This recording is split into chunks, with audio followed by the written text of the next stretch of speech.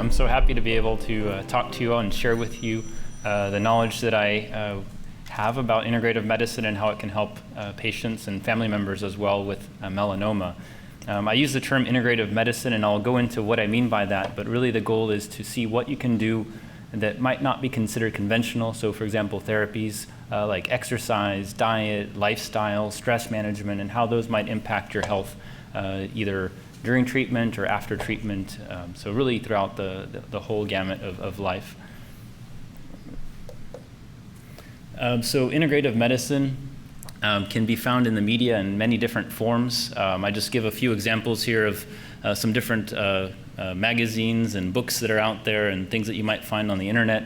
A lot of information about lifestyle factors, special diets, exercises. Some of these are fads, some of these have truth behind them, some of them don't. And so really, especially when you're considering different treatments, for example, as the discussions have occurred about neoadjuvant therapies, surgeries, and adjuvant therapies, you want to make sure that anything that you do to actually promote health is really promoting health and not getting in the way of the success of the treatment that you're pursuing. So I'll talk about integrative medicine and how it may benefit family members, so patients and caregivers that are experiencing melanoma, and then talk more about our integrative medicine program. And I should say that I'm one of the 2 oncologists that are currently part of the Integrative Medicine Center. Our Integrative Medicine Center offers services as far as counseling patients on lifestyle factors to promote health during treatment. So I'll introduce Jo, and I'll come back to Jo a little bit later on. So she is a 45-year-old woman recently diagnosed with a melanoma. She had an excision, and so in this case, she's already had her surgery, and she's thinking about adjuvant therapy, so treatments after the surgery. And she gets offered different options, including clinical trials, maybe observation, maybe interferon, maybe radiation, or maybe a combination of those. And she's not really sure what's right for her, but she starts looking on the internet. Her friends give her some books to read, and she starts reading about things that talk about a chance at decreasing risk, no side effects, different treatments that have no side effects. And so what should she do? Should she pursue the treatment options that her oncologist is recommending, or should she go with some of these treatments that her friends are telling her about and she's reading about on the internet? And so who can she talk to find out what's true and what's not? So according to the National Institute of Health, so there is a center, a National Center for Complementary and Integrative Health. Complementary and alternative medicine is a group of diverse medical and healthcare systems, practices, and products that are not presently considered to be part of conventional medicine. And so just because things aren't part of conventional medicine doesn't mean that they don't have evidence to support their use in a safe way. And so that's what I'll be talking about today. What are some perhaps non-conventional approaches that can be combined safely with conventional treatment approaches? As we've already done in prior presentations, definitions I think are important. So alternative medicine, when I think of that term, really refers to something that's used in place of conventional medicine. Complementary medicine is used together with conventional medicine, and integrative medicine, which is what we offer, is using conventional and non-conventional therapies together in ways that are safe and evidence-based. An example would be, for example, a treatment of acupuncture. Someone might read that acupuncture can cure their cancer, that acupuncture might cure melanoma. Probably not a good idea to use acupuncture for melanoma, but that would be considered an alternative treatment. Complementary treatment would be saying, well, you're having your treatment and we'll just go ahead and do some acupuncture. It might help, can't hurt. That would be complementary. Integrative medicine approach would be saying that, for example, one of the melanoma treatments that you're receiving might be causing nausea, and there is a significant amount of strong evidence to suggest that acupuncture can help control nausea from chemotherapy treatments. And so that would be an integrative medicine approach, using something like acupuncture to help nausea. So there are a lot of things that fall under complementary health approaches or integrative medicine approaches, and I just thought I'd share the list that the National Institute of Health includes. Some of these might be small to read, but there are 3 general categories. There's natural products, which includes anything from supplements to different diets.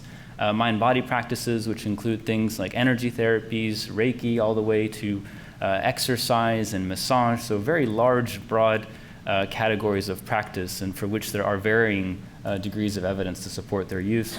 And then there's the other category of other complementary health approaches, which includes Ayurvedic medicine, naturopathy, and homeopathy. So this is a survey that was done here at MD Anderson of 450 patients. Actually, the majority were from the outpatient melanoma and breast cancer clinics. And what was found, and I'll see if I can, it's the best way to point here. Mouse? Oh, mouse? Pull the drawer out. Oh, the drawer out? Okay. There you are. Okay. All right. So if you look here, when patients were asked about combining CAM with conventional therapies, 88% of patients who were surveyed said that they actually were combining complementary approaches with their conventional treatments. However, if you continue in that column, you'll see that 61% of patients discussed that with their physician. So that means that somewhere around 40% of patients were not discussing these approaches, which can include things like diet, exercise, and any other kind of treatments like acupuncture and massage, and that they weren't discussing that with their physicians. And so really one thing, if I can say there's a takeaway point from today and from my presentation, is that anytime that you are considering any non-conventional approaches, to make sure that you're talking to your melanoma team and that you ask and find out very clearly, is this safe for me to do? Is this not safe for me to do? Don't feel that it's a wrong question to ask or it's a wrong time to ask. The best thing is to ask and make sure that what you're doing is actually a good idea. And so why do people choose alternative medicine approaches? So people are looking to improve the quality of life and prolong life. A lot of literature in integrative medicine talks about boosting the immune system, helping with symptoms, decreasing cancer recurrence, helping treatments. And sometimes people look into alternative approaches, not for any specific reason except that someone told them they should do it. So I'll talk more about our program. And so as I mentioned, our program has a clinical center, the Integrative Medicine Center. We also have a research component of our group and an education component. I'll talk more about our clinic center. I'll use the mouse again. So if you look at the top here where it says Integrative Oncology Consultation, that's what I offer in clinic, where I really do talk to patients individually about their specific diagnosis, what stage they're at, what treatments they're receiving, and making sure that everything is being done to promote their lifestyle factor, to really promote health and ensure that the lifestyle approaches are safe and appropriate. So nutrition, exercise, acupuncture, massage, psychology, these are all different services that we offer. So everything in the yellow boxes are services that we offer out of our clinical center to support health. So we've come back to Jo. As I said earlier, she was thinking about alternative treatment approaches. So who should she talk to if she has questions? Well, she should ask her melanoma team, in this case, about integrative medicine, and really to get a personalized approach to health.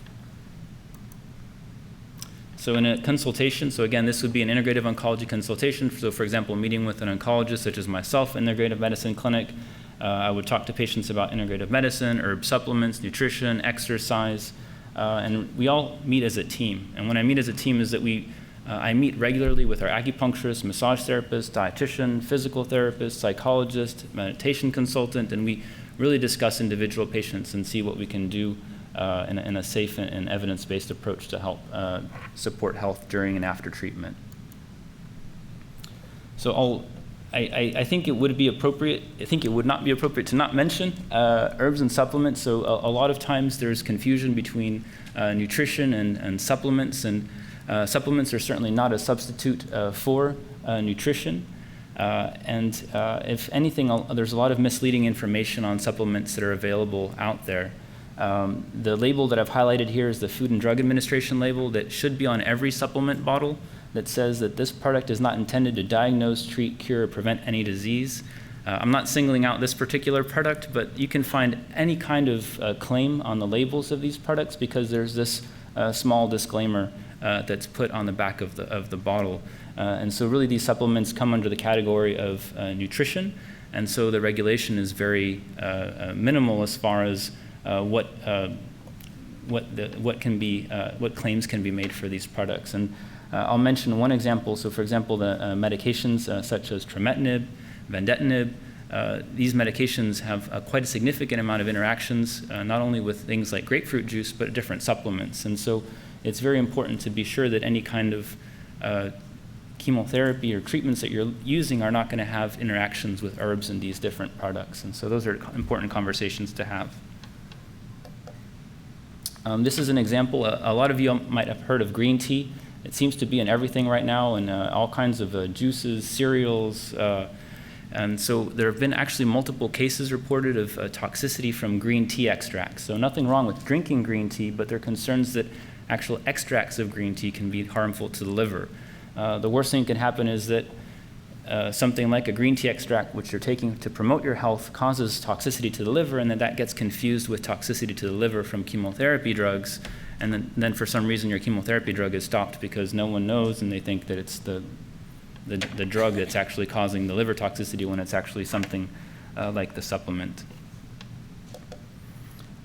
So talking about the immune system, there's a lot of supplements that are sold as nutrition enhancers and immune enhancers, and mushrooms tend to be very popular for immune boosting.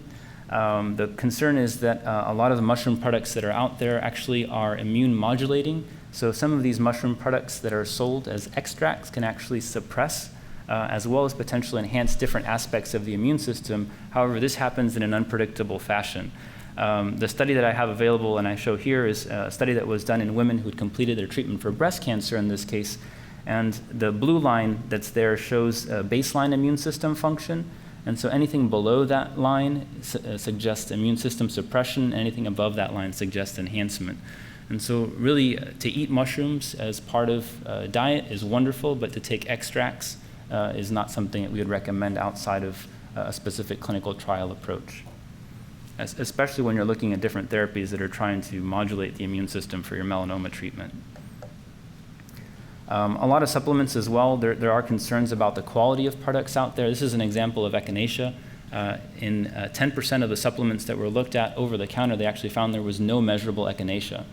So it's not only concerns about the herbs or the supplements that you buy potentially interacting with your treatments, but also the potential that none of what you think you're buying is there, and also the concern that there might be something you don't know you're buying that's in that product that can cause harm. So sometimes they've found like heavy metals, lead, arsenic, mercury in these products, which I would not recommend taking.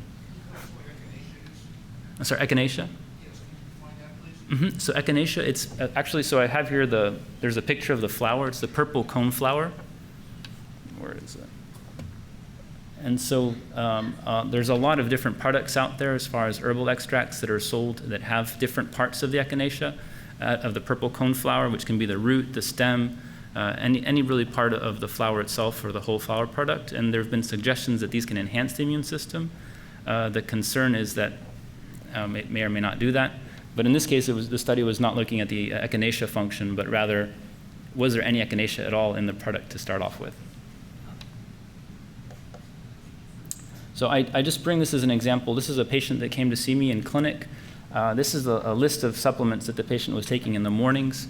There was a similar list for afternoon and evening. And so again, when you start to take these many supplements, it's really unclear what this is doing to your health, what it's doing to any aspect of your treatment. And so I really caution against substituting good nutrition with supplements.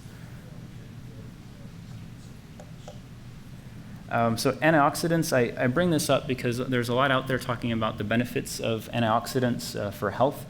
So there's nothing wrong with antioxidants in food. So definitely, for example, eat your blueberries. Those are wonderful for you.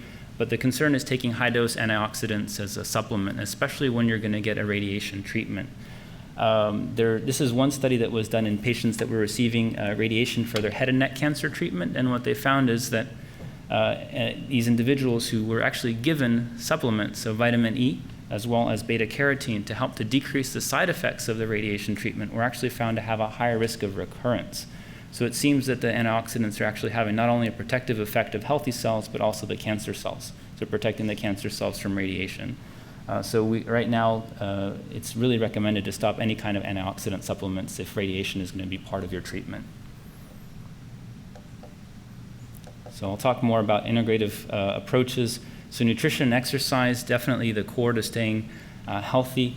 I'll mention that nutrition is something that is very individualized. I mean, there are plenty of diets out there that you can read about, but the concern is that the most important thing is what your body needs nutrition-wise, how much protein, how much carbohydrate, how much fat, how many calories your body needs. And that's where, for example, consulting with a dietitian is extremely important. And making sure that you're not shortchanging your body on any part of your food needs. So as far as the American Cancer Society, the recommendations are for cancer patients and survivors to maintain a healthy body weight, exercise regularly, eat fruits and vegetables. These are general recommendations, but what I'll say is that, for example, with the exercise regularly recommendation, sometimes depending on if, for example, you're in the middle of radiation treatment or chemotherapy, or if you've just had surgery, it's important that you know very clearly what's safe and what's not safe for you to do exercise-wise. You may not have the energy, or there may be some specific restrictions after surgery, and those are important things to talk to your team about.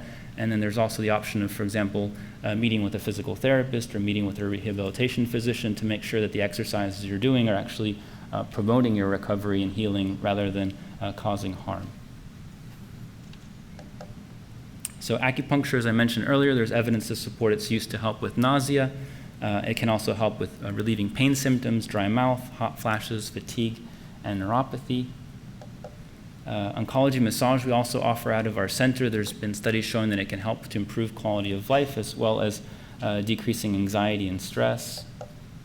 Music therapy we offer in our inpatient, outpatient areas and as group classes, and this practice has been shown to decrease anxiety and stress as well as improve quality of life.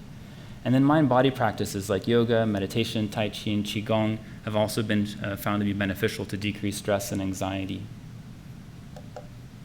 I want to share with you this specific study that was done now back in 2009 here at MD Anderson. This was looking at a pre-surgical stress management program. Now, this was not in melanoma. It was in gentlemen that were about to get a prostatectomy for their prostate surgery, but I would think that this would be an interesting model to consider for a future study for melanoma patients, in that patients who were on this study, it was approximately 150 men for a month before their surgery went through a stress management program. And there were 3 groups in the study. One had a psychologist, which helped patients with the stress management program. Another one where the psychologist just listened, didn't really counsel. And a third group where there was no psychologist.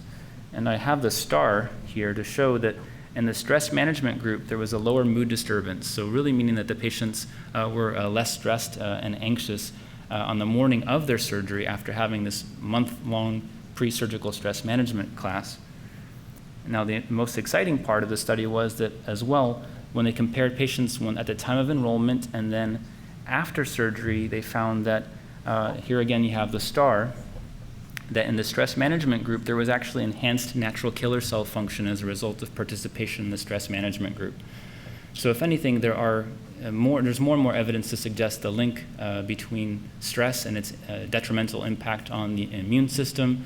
A lot of melanoma treatments right now are looking at enhancing immune responses. So if anything, I would suggest that things that can help to decrease stress and anxiety can definitely promote immune health. And in this case, this was a very targeted stress management approach. So when is integrative medicine right? I can't say that there's any right or wrong time for integrative medicine, or in essence, to really promote lifestyle and health. So this can happen at any point in time, from prevention all the way through treatment into survivorship. The importance of reliable information. We do have a website, the Integrative Medicine website here at MD Anderson. I left some newsletters that are at the front that have information with our website as well as information about our group classes. Again, I'll emphasize the importance that everything that we do here at MD Anderson is part of a team approach, and it would be inappropriate for me not to share with you the rest of our team. So thank you. Thank you very much.